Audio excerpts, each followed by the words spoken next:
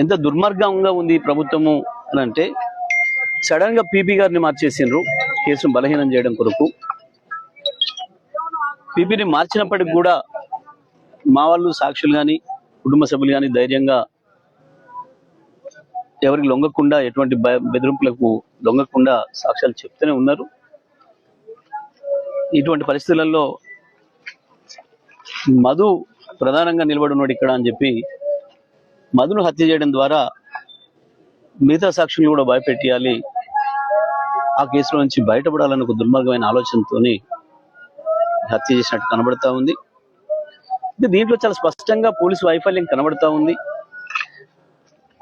దురదృష్టం ఏంటంటే, ఈ చిన్న చిన్న అధికారులను వాళ్ళ పేరు చెప్పడం సరికాదు. నేను తప్పకుండా సందర్భం వచ్చినప్పుడు వాళ్ళపైన చర్య తీసుకుంటాం. కానీ మధును పిలిచి స్వయంగా ఆ స్టేషన్ సంబంధించిన ఎస్ఐ కూడా నువ్వు ఎగిరిపోతావు అని చెప్పి మాట్లాడిండట.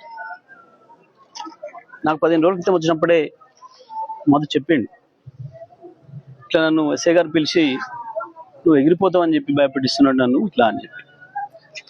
ఇప్పుడు నేను చెప్పిన ఎగిరిపోతామని తెలిసినప్పుడు ఆయనదే కదా బాధ్యత, ఎస్ఐదే కదా బాధ్యత, కాపాడాల్సిన బాధ్యత ఆయనదే కదా మరి అనే మాట కూడా చెప్పి, నువ్వు జాగ్రత్తగా ఉండు, కలిసి ఉండండి, ఎక్కడికి వెళ్ళినా ఒంటరిగా వెళ్ళకండి, అవకాశం ఇవ్వకండి ఆ దుర్మార్గులకని కూడా ముందే హెచ్చరించడం. అయినప్పటికీ కూడా దురదృష్టం, మధును ఏదో పంచాయతీ ఉంది మాట్లాడాలి రమ్మని చెప్పి నమ్మించి తీసుకుపోయి కిరాతకంగా హత్య చేసింది. ఈ హత్యకు తప్పకుండా ఇక్కడ కాంగ్రెస్ నాయకులు, తప్పకుండా పోలీసు అధికారులు కూడా బాధ్యులు అవుతారు.